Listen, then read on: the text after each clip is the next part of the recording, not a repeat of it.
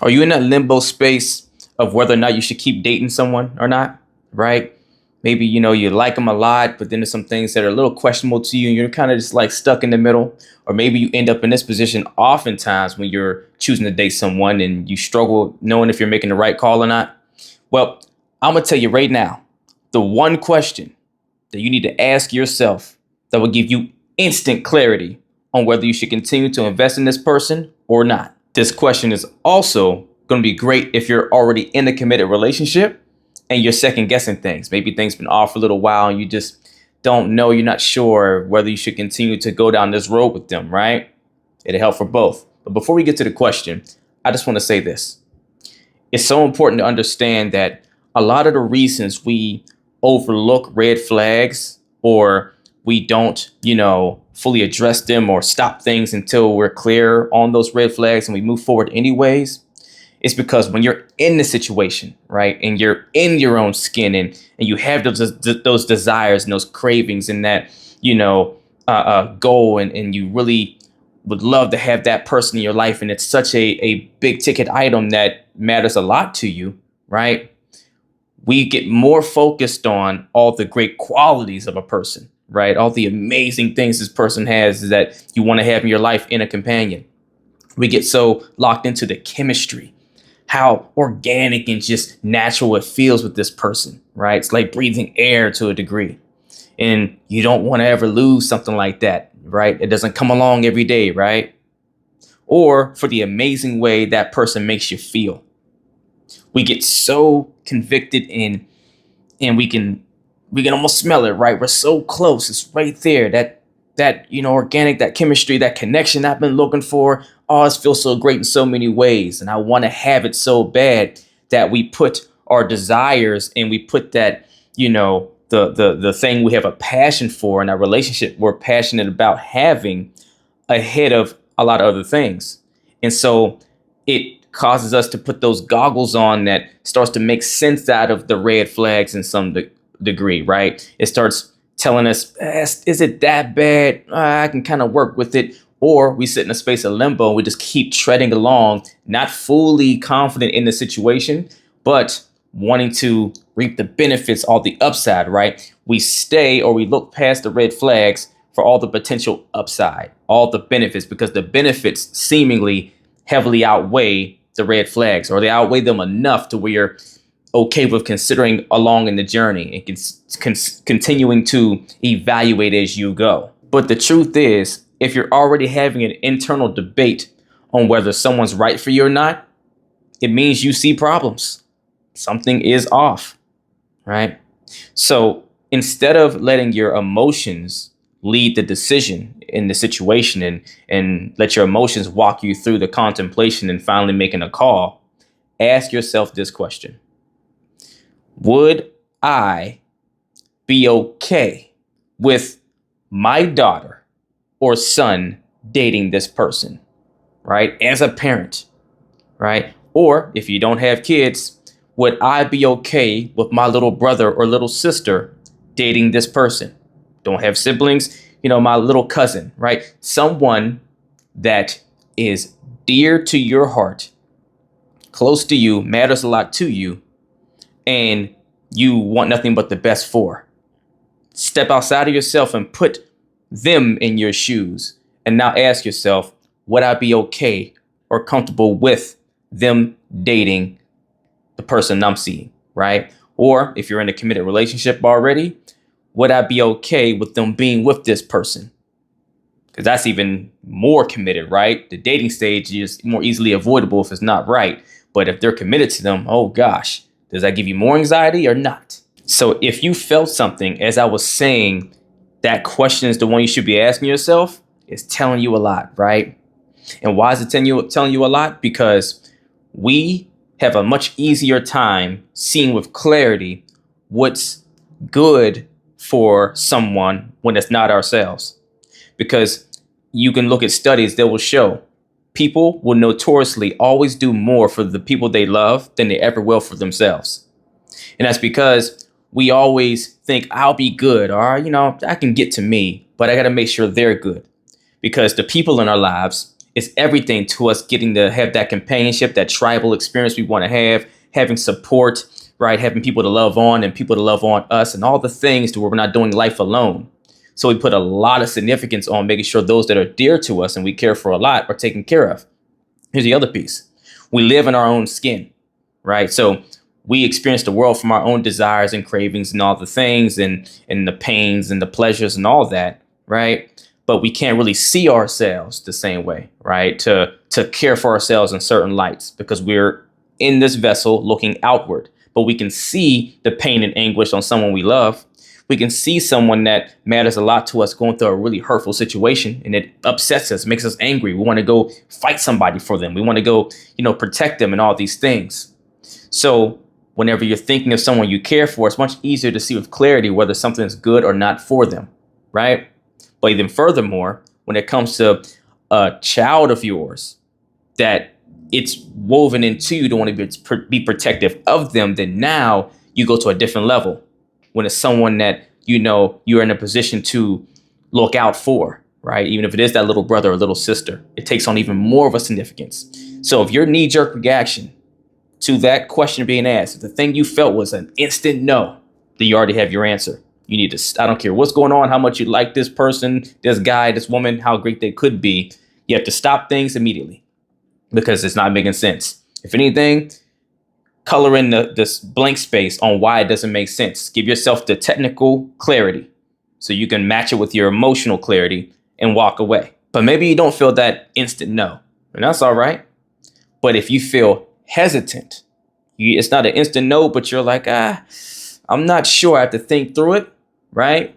Then now that means there's red flags that you're noticing that should not go ignored.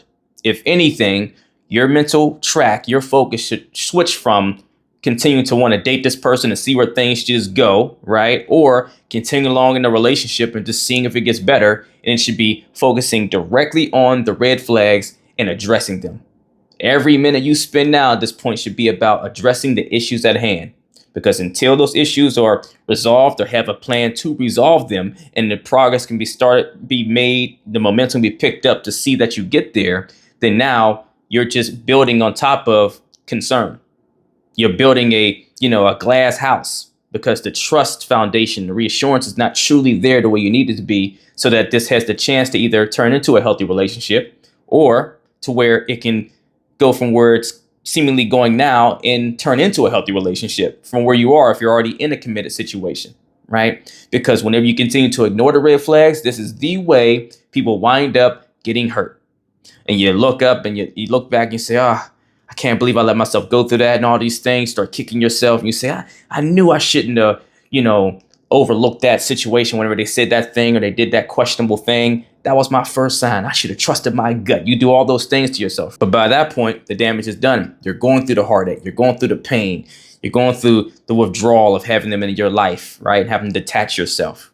Or this is how people wind up in that toxic relationship that they're still in currently and are struggling to, walk away because they haven't gotten clear or made a resolve with the red flags. They haven't made it their mission to address those.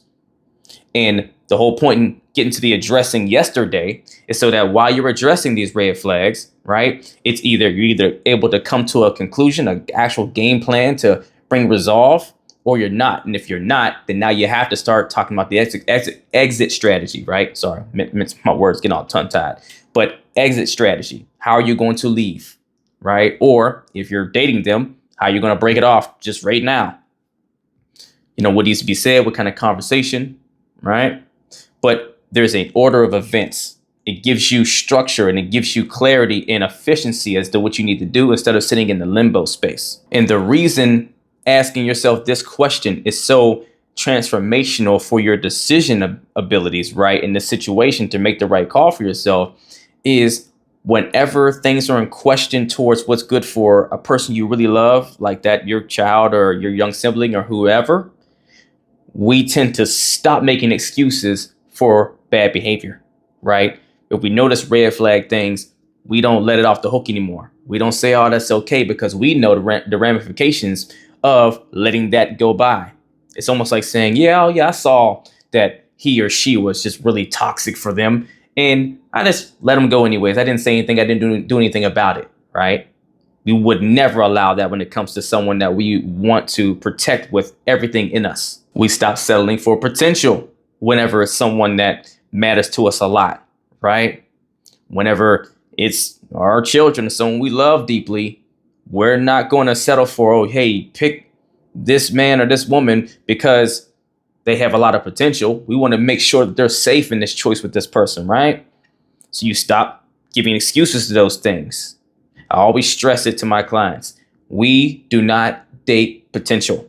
We date someone who's already the person you're looking for, or at the very least, they're on the journey of that person and they're already close to becoming it, right? To where you know they've set the foundation, they built it inside of themselves. Because anyone can have potential or something, but still be in the stables and never come out and actually pursue that journey, that mission, never cultivate or nurse or blossom that potential that's inside of them. You need to see tangible actions that proves, no, I really am trying to be this individual that could be great for you. If you're not seeing that, it's a no-go. But we would never allow our kids or siblings or whomever to be with someone or pursue someone that just had the potential, but showed nothing to say that they were actually going to be a sound investment. And the last thing that we would start doing when we start thinking about ourselves, like our children or siblings, is we would start protecting ourselves better the same way we would protect them, right? You would start treating yourself like you would that significant person in your life, right? To where what I'm really saying is, and what's really happening is, whenever you start to ask yourself a question like that, and whether you would condone a close person you care for being with the person you're talking to or considering being with, right, is you're really speaking to and about your inner child. See, we think about the things we want. We're trying to work through the situations intellectually and logically and off of our feelings and all those things, when sometimes it's just as simple as stopping and saying, hey, if little me was standing in front of me, would I condone them being with this individual? Because instantaneously it puts you back in that protective space of someone that you see as innocent and precious that needs protection, right? Just like your children, just like your younger siblings. And so if that question hits you whenever I said it, to ask that of yourself, it's because where, yes, you can see, oh, no, I would never want them to be with my child, right? Or my sibling, or, you know, I would never feel a little hesitant about it, right? It's because you see them as someone you want to look out for. And now, if you look at yourself the same way, that little inner you start coming to the same conclusions, right? And that's clarity versus thinking through it from your adult mind and saying, oh, well, I can kind of work with this, or I've built a lot of grit in this area, so I can work with that because they're great in here. You wouldn't do all that. You would make a simple call based off of, is it good for little you or not? So at the end of the day, if you continue to have to debate whether someone's good enough for you or not, or the right person for you or not, then the best chances is that they are not, right? Shouldn't be a debative thing when it comes to that. And so ultimately, choose people for yourself the way you would choose someone for your child or someone younger than you that you love dearly, or anyone. It could even be a peer that you love dearly, right?